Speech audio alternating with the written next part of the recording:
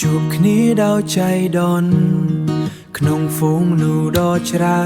នផ្លូវដែលយើងដើរស្របគ្នាតែមិនអាចប្រសពស្នាមញញឹមអូននៅតែស្រង់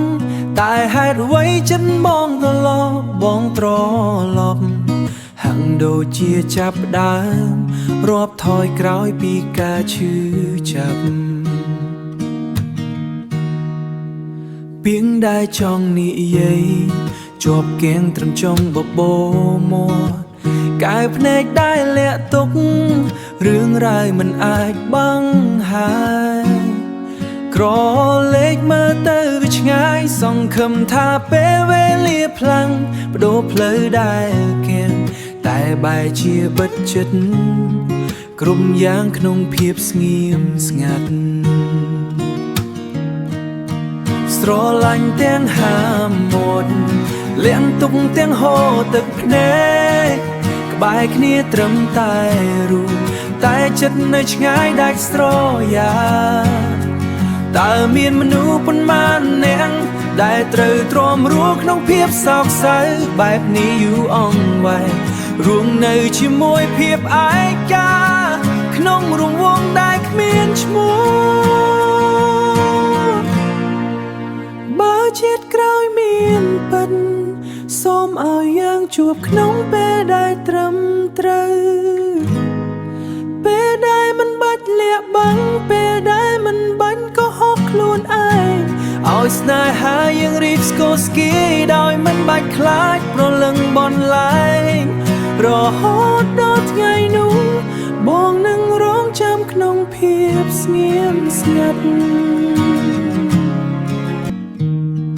ជួបគ្នាដោយចៃដន្យក្នុងហ្វូងមនុស្សដ៏ច្រើនផ្លូវដែលយើងដើរស្របគ្នាតែមិនអាចប្រសពស្នាមញញឹមអូននៅតែស្រង់តែហេតុអ្វីចិត្តបងត្រឡប់បងត្រឡប់ហាក់ដូចជាចាប់ដើមរាប់ថយក្រោយពីការឈឺចាប់ពីងដែលចង់និយាយជាប់គៀងត្រឹមចុងបបោមាត់កែភ្នែកដែលលាក់ទុក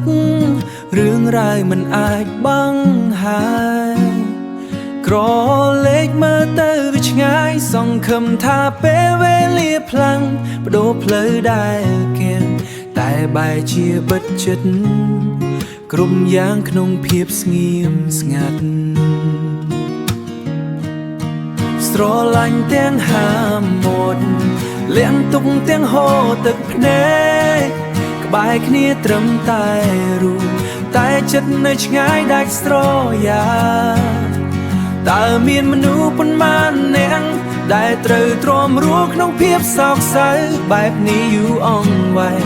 រួមនៅជាមួយភាពឯកា